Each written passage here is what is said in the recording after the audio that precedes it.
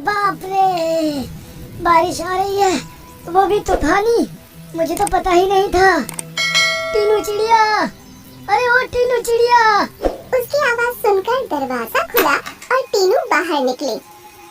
टीनू, मुझे भी अपने घर के अंदर ले लो। मेरा घोंसला बह गया है और मेरी तबीयत भी ठीक नहीं है। ओह, तुम्हारी कौन से एहसान के बदले में तुम्हारी मदद कर दूं? बताओ। मैं मुसीबत में हूँ। ड्रीमलैंड जंगल में रॉकी नाम का एक कौवा रहता था, जिसकी जिंदगी जीने का तरीका बाकी पक्षियों से बहुत ही अलग था।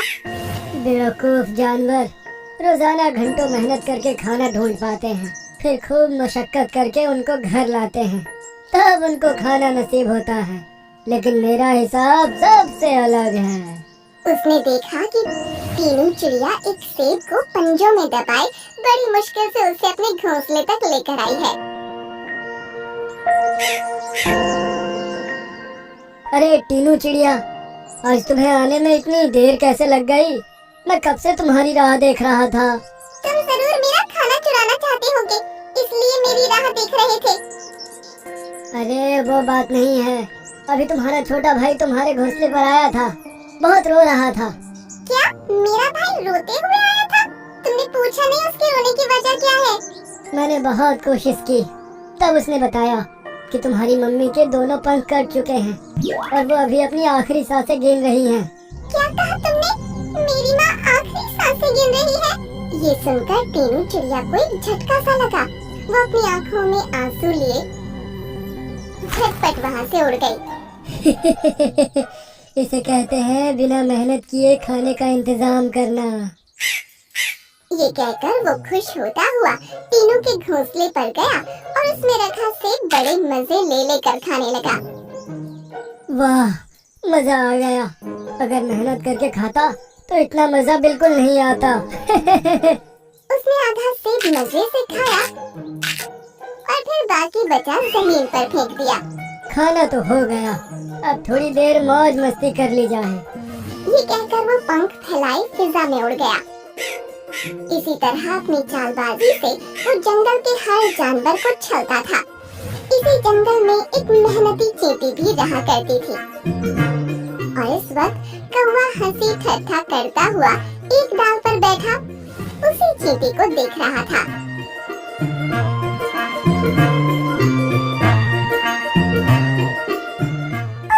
कितना भारी चना है, इसको यहाँ तक लाते हुए मेरी तो हालत ही खराब हो गई। चींटी ने उस चने को थोड़ा सा खाया और उसका वजन थोड़ा हल्का हो गया था। फिर उसने फिर से उस चने को उठाया और गुफा की तरफ चल दी। अरे अरे चींटी बहन, क्या कर रही हो ये तुमने अपना पेट तो भर ही लिया है, अब तुम बचे हुए दाने को कहाँ ले जा रही हो? मैं रोजाना आधा खाना खाती हूँ और आधा बचाकर अपने घर में रखती हूँ, जो कि इस गुफा में है। क्या बेवकूफी है, भला आधा बचाकर रखने से फायदा ही क्या होता है? उसको उठाकर घर तक लाने में तुमको परेशानी नहीं होती? होती है, लेकिन अपने अच्छे कल के लिए हमें थोड़ी परेशानी तो उठानी ही पड़ती है। आगे चलकर ऐसी कोई परेशानी आन पड़े कि मैं खाना ढूंढने भी ना जा सकूं, तो फिर क्या खाऊंगी? बेकार की सोच है तुम्हारी। अपना तो एक ही वसूल है, मजे से खाओ और बाकी बचा फेंक दो। ये कहकर वो वहाँ से उड़ गया। इसी तरह कई महीने गुजर गए और बरसात का मौसम आया। एक ऐसा तेज तूफान आया कि बड़े बड़े पेड़ बर्बाद हो गए। केवल जो पेड़ मजबूत और मोटे थे वो ही जिंदा रह पाए।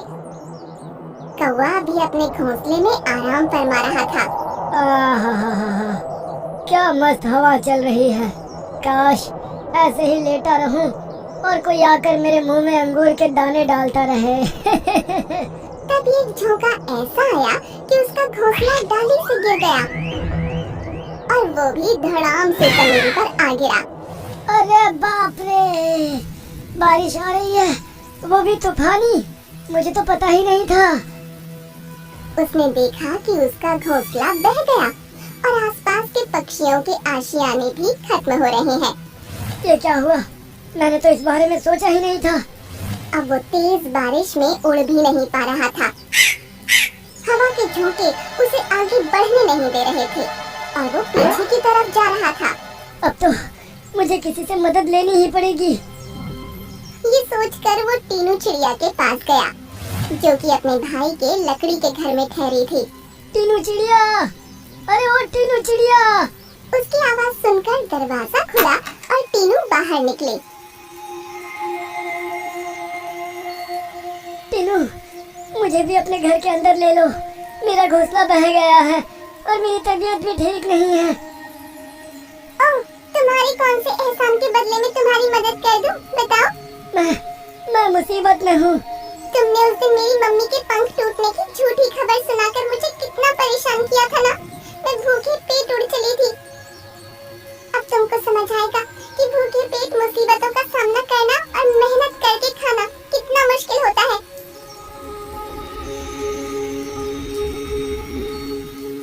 ऐसा कहकर उसने मुंह पर ही दरवाजा बंद कर दिया।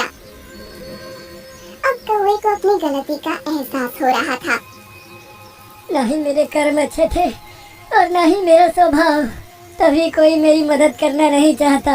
ये सोचकर वो वहाँ से आगे बढ़ गया। उसने देखा कि वही चींटी अपनी गुफा के बाहर खड़ी है और उसके हाथ में एक पेड़ का पत्ता है। अरे चींटी, तुम ये क्या कर रही हो?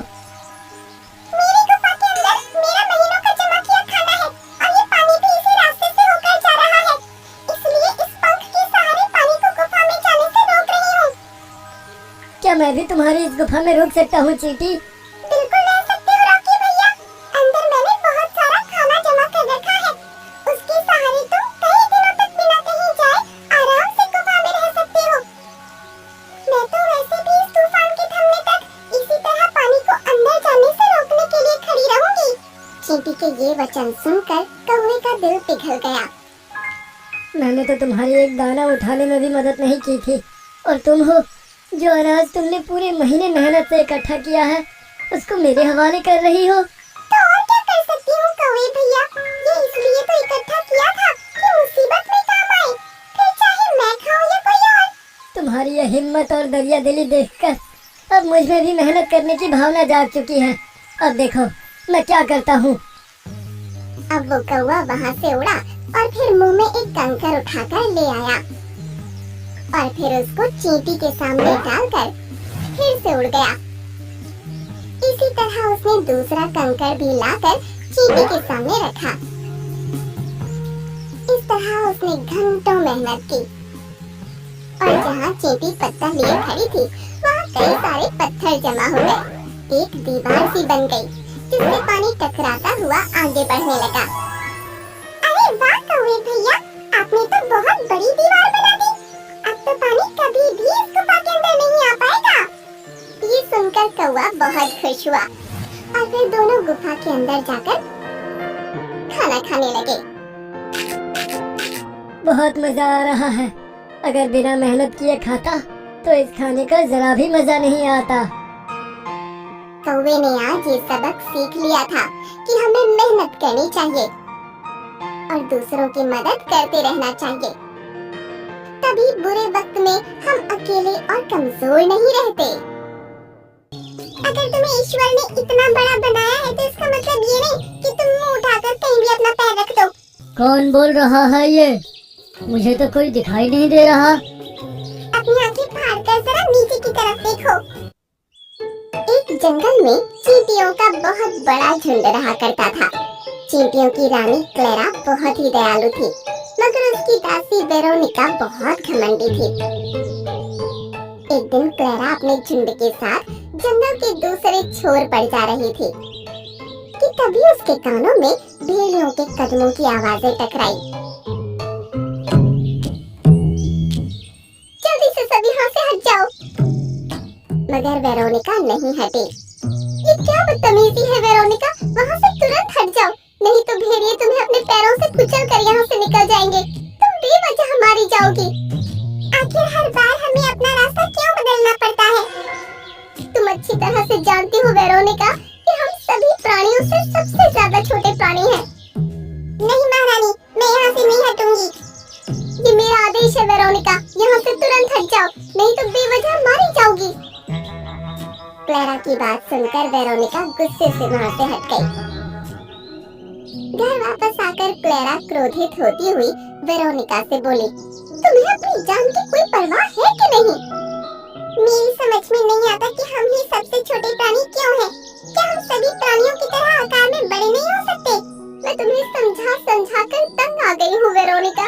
इस दिन में सपने देखना छोड़ दो, ऐसा नहीं हो सकता। क्यों नहीं हो सकता? मैंने सुना है कि इस दुनिया में सब कुछ संभव हो सकता है। देखना महारानी, एक दिन मेरा आकार भी बाकी प्राणियों की तरह बड़ा होगा। उस दिन मैं जंगल के सारे जानवरों को मजा चखा दूंगी। वेरोनिका की बात सुनकर वहाँ मौजूद सभी चींटियाँ उसका मजाक उड़ाने लगी। जितना मेरे ऊपर हंसना है ना हंस लो, पर देखना जिस दिन मेरा आकार बड़ा हो जाएगा उस दिन असली रानी मैं ही बनूंगी। इतना बोलकर वेरोनिका जंगल में घूमने निकल गई। हाथी दादा जो अपनी मस्ती में चले आ रहे थे, उनके पैर रखने से पहले ही वेरोनिका बड़ी फुर्ती से वहाँ से हट गई। अगर तुम्हें ईश्वर ने इतना बड़ा बनाया है तो इसका मतलब ये नहीं कि तुम मुंह उठाकर कहीं भी अपना पैर रख दो। टीटी की आवाज सुनकर हाथी दादा इधर उधर देखने लगे। हाथी दादा अपने आप से बोले, कौन बोल रहा है ये? मुझे तो कोई दिखाई नहीं दे रहा। अपनी आंखें फाड़कर जरा नीचे की तरफ देखो, मैं तुम्हें दिखाई दे जाऊंगी। हाथी दादा ने जब नीचे की तरफ देखा तो उन्होंने देखा कि एक छोटी सी चींटी बहुत ही क्रोध भरी नजरों से उन्हें देख रही थी। माफ करना छोटी चींटी, मैं तुम्हें देख नहीं पाया। हाँ सही है, अगर मैं तुम्हें नहीं देख पाती तब तक मैं भगवान को प्यारी हो गई होती। गलती तुम्हारी है, तुम्हें इस जगह से नहीं निकलना चाहिए। क्यों? क्या हम जंगल के प्राणी नहीं हैं? हाँ, तुम भी जंगल की प्राणी हो, लेकिन तुम्हें सोचना चाहिए कि तुम आकार में बहुत ही ज्यादा छोटी हो। अपने बड़े आकार पर इतना घमंड नहीं करना चाहिए हाथी दादा। आपने वो कहावत तो सुनी होगी, चींटी अगर कान पर चढ़ जाए तो बड़े बड़े हाथी को मजा चखा देती है। इतना कहकर चींटी बड़ी फुर्ती से रेंगती हुई हाथी दादा के कान के ऊपर चढ़ गई और उसने कान के हिस्से में काट लिया। इसीलिए ईश्वर ने तुम्हें इतना छोटा बनाया है। मैं तुम्हारी शिकायत जंगल के महाराज से जरूर करूँगा। हाथी दादा क्रोधित होते हुए सीधे जंगल के राजा शेर के पास पहुंच गए और उन्हें क्रोध से सारी घटना बताने लगे। जंगल के राजा शेर ने चींटियों की रानी क्लेरा को उसके झुंड सहित अपनी गुफा के पास बुलवाया। तुम्हें अपने झुंड सहित 1 साल के लिए जंगल को छोड़ना होगा क्लेरा। जाओ, अभी इसी वक्त इस जंगल को छोड़ दो। लेकिन हमारा क्या दोष है महाराज? तुम्हारे झुंड की एक चींटी ने हाथी दादा को परेशान किया है। कोई और होता तो मैं उसे इससे ज्यादा दंड देता, लेकिन तुम चींटियों को मैं क्या दंड दूं? कसूर तुम्हारा है, क्योंकि अगर कोई चींटी जानबूझकर गलती करती है तो कसूरवार तुम ही ठहराई जाओगी क्लेरा। क्लेरा खामोशी से जंगल को छोड़ने की तैयारी कर रही थी कि तभी एक काला धुआं चींटियों के झुंड के पास मंडराने लगा और देखते ही देखते वो धुआं एक बहुत बड़ी चींटी के आकार में परिवर्तित हो गया। मैं हूँ चींटियों की बड़ी रानी, मतलब जादुई महारानी। आप तो आकार में बहुत बड़ी हो जादुई महारानी। हाँ, मैं आकार में बड़ी हूँ और मैं इस तरह का आकार तुम सबका भी कर सकती हूँ, लेकिन उसके बदले मेरी एक शर्त है। कैसी शर्त?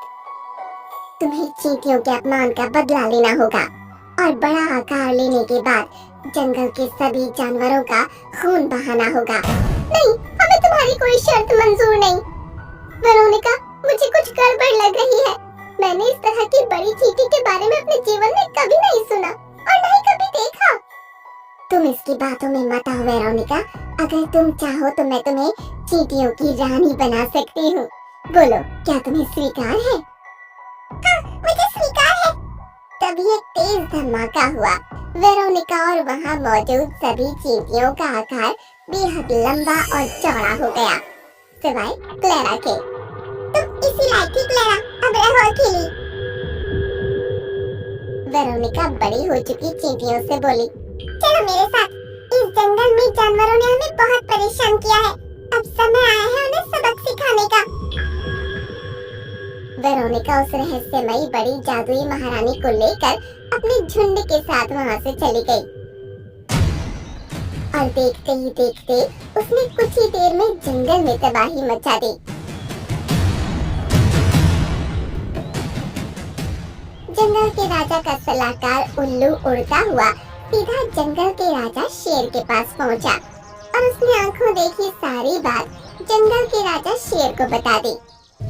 बड़ी हो चुकी चींटियों का झुंड कुछ ही देर में यहाँ पहुँचता होगा महाराज। तो अब मैं क्या करूँ? मुझे कोई सलाह दो। मुझे लगता है ये काम जंगल की उसी चुड़ैल का है जिसे आपने जंगल से बाहर निकाल दिया था। उसने ही उन चींटियों का आकार बड़ा करके हमसे बदला लेने के लिए ये सब कुछ किया है। उसे बुद्धि से हराना होगा महाराज। कुछ ही देर में वेरोनिका अपने झुंड के साथ शेर के पास पहुंच गई। मरने के लिए तैयार हो जाओ, मैं तुझसे अपने अपमान का बदला लेने आई हूँ। यहाँ से वापस लौट जाओ वेरोनिका। तुम्हें क्या लगता है कि तुम मुझे मार कर इस सारे जंगल पर कब्जा जमा लोगी?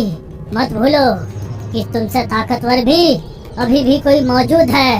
मुझसे ताकतवर और कौन हो सकता है? तुम्हारी ये चींटियों की महारानी। जैसे ही तुम मुझे मारोगी ये तुम्हें भी मार देगी, क्योंकि ये कोई चींटियों की महारानी नहीं बल्कि एक चुड़ैल है जिसे मैंने ही जंगल से धक्के देकर बाहर निकाला था। उसकी बातों में मत आओ, ये तुम्हें मूर्ख बना रहा है। लेकिन इसकी एक बात तो सही है ना, तुम मुझसे ताकतवर तो हो, इसलिए तुम्हें समाप्त करना बहुत जरूरी है। देखते ही देखते उन दोनों ने आपस में लड़कर एक दूसरे को मार डाला। उन दोनों के मरते ही सभी चींटियां आकार में बेहद छोटी हो गईं। देखा महाराज, बुद्धि में कितनी शक्ति होती है।